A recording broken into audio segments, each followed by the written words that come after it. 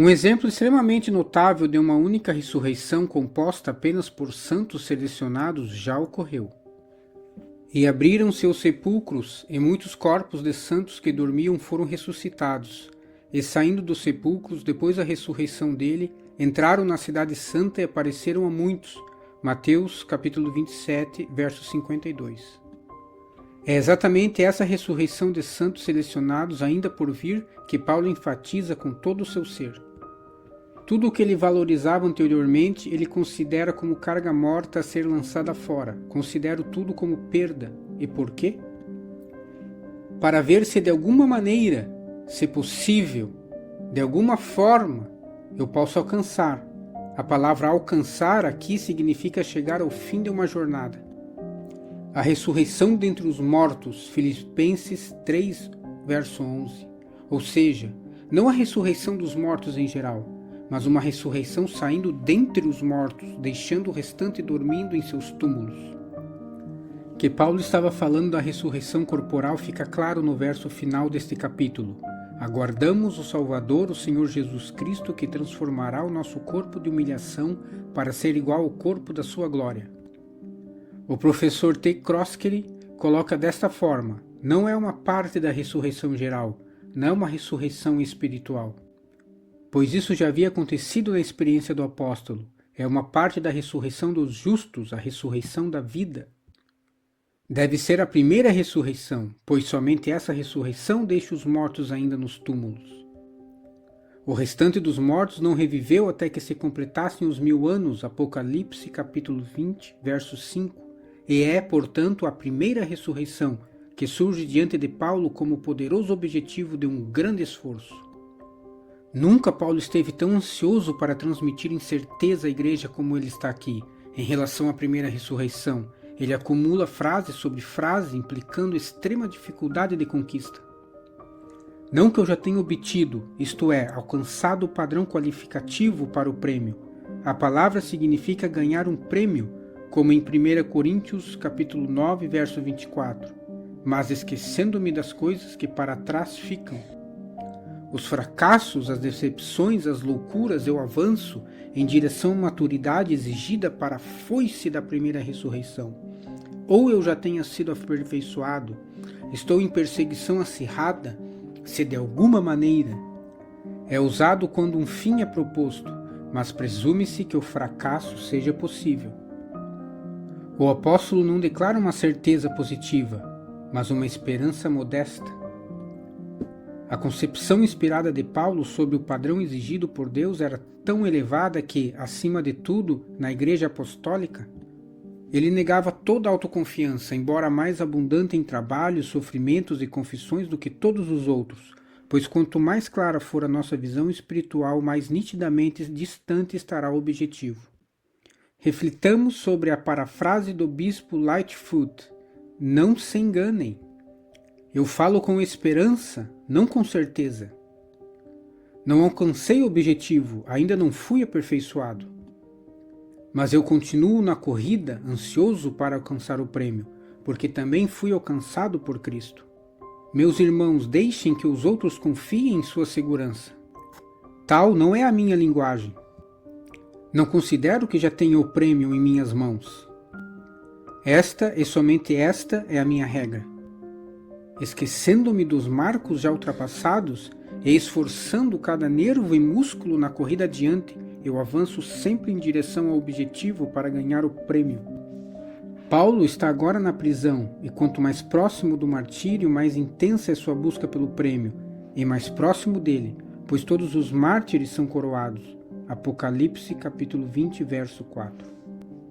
Agora o apóstolo revela a profunda, porém simples verdade que explica a incerteza, ou seja, a ressurreição dentre os mortos não é um dom pela graça, mas um prêmio a ser conquistado por devoção e santidade. Nada poderia ser mais claro do que as palavras do apóstolo. Primeiro a renúncia, considero todas as coisas como esterco, em seguida o objetivo. Para de alguma forma alcançar a ressurreição dentre os mortos, finalmente a razão, prossigo para o alvo, para o prêmio da soberana vocação de Deus em Cristo Jesus. Moral é praticamente um dom e um prêmio são mundos diferentes. Se um dom precisa ser conquistado, não é um dom, mas um prêmio. E se um prêmio é recebido sem esforço, não é um prêmio, mas um dom. Aqui está a solução de todo o problema e das palavras de Paulo que tem intrigado milhares. Ao contrário da simples salvação, a ressurreição dentre os mortos é um prêmio, não um dom. Prossigo para o prêmio, ele diz. Para obter a simples salvação, Paulo acabou de afirmar que todas as obras foram lançadas ao mar para sempre, porque a salvação de Deus é um puro dom, a justiça de outro dada de imediato. Mas a partir dessa verdade que produz despreocupação em Paulo, ou a convicção de que as obras após a fé têm pouca importância, tanto para o tempo quanto para a eternidade, por uma contra-verdade. A paixão dominante de Paulo agora é alcançar a ressurreição seletiva como prêmio. Eu me esforço para alcançar o prêmio para qual Cristo me alcançou. É o desejo de Cristo que eu vença o prêmio. É nosso chamado celestial, pois Deus nos convoca todos a correr de tal forma que quebraremos os túmulos com os primeiros. Um prêmio nunca é conquistado a não ser no final.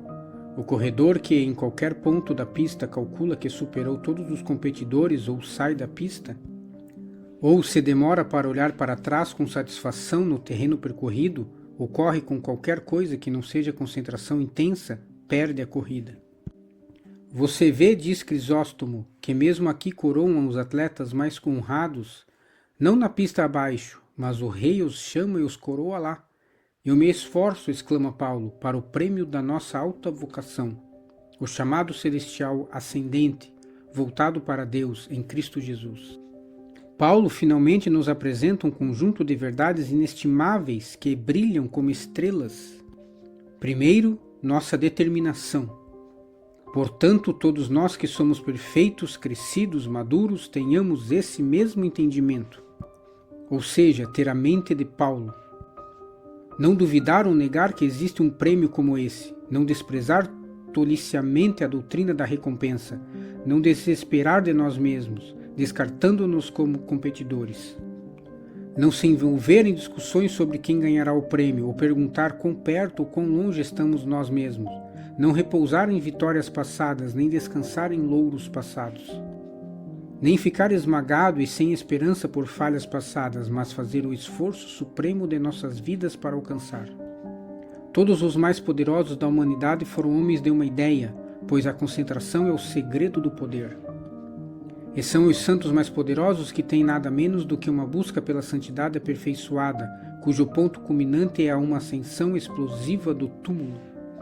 Segue-se uma promessa dourada. E, se há alguma coisa em qualquer detalhe dessa verdade vós tendes outro parecer, se vocês pensam que o prêmio é para todos os crentes sem esforço, ou que não há prêmio, ou que a primeira ressurreição não é o prêmio, ou que não vale a pena uma vida dedicada a ele, ou que vocês, por esforço próprio, já o garantiram, também isto, sempre presupondo um único olho para a verdade de Deus. Deus vos revelará. O verbo indica uma revelação imediata ao espírito humano pelo Espírito de Deus. Divergir de Paulo é claro, confessar sem erro. No entanto, Paulo diz, caminhem comigo até onde puderem ver o seu caminho. Onde vocês não concordarem comigo, ou uns com os outros, peçam a Deus. Paulo ensina, mas Deus ilumina. Crisóstomo. Isso enfrenta o desafio inevitável previsto por Paulo ao longo dos séculos. Paulo, sua doutrina do prêmio vai lançar a igreja no caos e separar nitidamente os bebês dos adultos. Esta é a resposta. Busquem o melhor que vocês conhecem, e Deus lhe dará um melhor ainda. Sejam perfeitos na devoção e corredores apaixonados. E Deus se compromete a nos mostrar qual é a esperança do vosso chamado. Efésios capítulo 4, verso 4. Busquem a Deus sobre isso, e até isso, o ideal mais dourado que já pairou diante da visão humana. Deus vos revelará, apenas no que já alcançamos, por essa mesma regra, andemos.